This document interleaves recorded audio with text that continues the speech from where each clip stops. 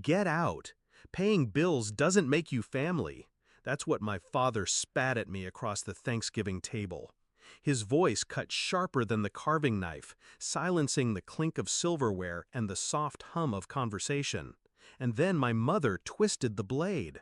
"You're just jealous of your brother," she whispered, almost tenderly, as though her cruelty needed a gentler delivery. I smiled. Controlled. Precise. Then let him pay the $9,600. The room shifted. Chairs creaked. Forks froze. My brother's face drained. But I didn't wait for their replies. I excused myself, walked upstairs, and began shutting the house down. By morning, there would be cops, tears, chaos, and for the first time in years, I would finally breathe. It hadn't always been war. I was 12 when my father first told me, "You're the responsible one." My brother Ethan was the golden boy, charming, careless, adored. He crashed cars, racked up debts, dropped out of college, yet he was still the future. I was the fallback, the fixer, the invisible scaffolding that kept their little kingdom upright. When Dad lost his job, who covered the mortgage? Me. When Mom needed her credit card bills paid, whose account got drained? Mine. When Ethan blew through money like oxygen, who bailed him out? Always me. They dressed it up as helping the family. But families repay love with love. Mine repaid with silence, then entitlement, then cruelty. And still, I stayed. I paid. I carried them. Until that Thanksgiving. The betrayal wasn't in their words, it was in their laughter. One night I came home late from work, exhausted, my laptop bag still cutting into my shoulder, and I heard them in the kitchen, my parents and Ethan, laughing about me. "She really thinks she's part of this family," Dad chuckled. Mom giggled. "Let her, as long as she keeps paying the bills." Ethan's voice sealed it. "What else is she good for?" I stood there in the dark hallway, listening, not moving, letting the truth wash over me like acid.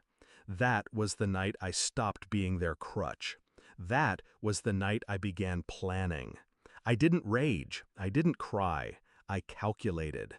Every bill, every account, every utility in my name. They had forgotten something.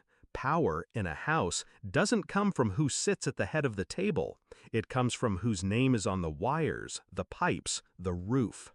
For years, I'd kept the lights on, the heat running, the fridge stocked. Quiet, invisible labor. But invisibility cuts both ways. They never noticed whose signature made their lives possible. I was done being invisible. So, on Thanksgiving night, after Dad's command and Mom's whisper, I excused myself and went upstairs. One by one, I logged in. Gas, canceled. Electric, canceled. Internet, canceled. Water, canceled. The mortgage, already shifted back to them. The credit card auto payments, terminated. Every account they had leaned on for years, I cut the cord. But I didn't stop there. I gathered the receipts, the proof of every bill I'd covered, every month of rent, every utility, every medical copay. Neatly organized. Timestamps, statements, my name on every line. And one final envelope, the $9,600 I'd just paid to keep the house from foreclosure. Their house. Evidence of my silence, my loyalty, my betrayal by them. I placed it all in a folder, sealed it, and set it on the podium in the living room where I knew the morning chaos would unfold.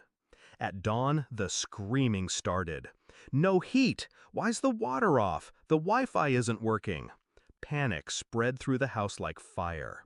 My brother cursed, Dad stomped, Mom wrung her hands. That's when the knock came. 2 officers, polite but firm. The credit union had flagged suspicious activity, the sudden mortgage transfer, the pulled payments. They were there to confirm residency, to investigate. My parents stood frozen as I descended the stairs, calm, folder in hand. "Officers," I said, voice steady, "perhaps this will help." I laid the evidence out like a prosecutor. Every bill I'd paid, every debt I'd cleared, every responsibility they'd shrugged onto me. And then the 9,600, paid not out of love, but out of survival instinct. Dad's face drained of color. Mom's lips trembled. Ethan stuttered.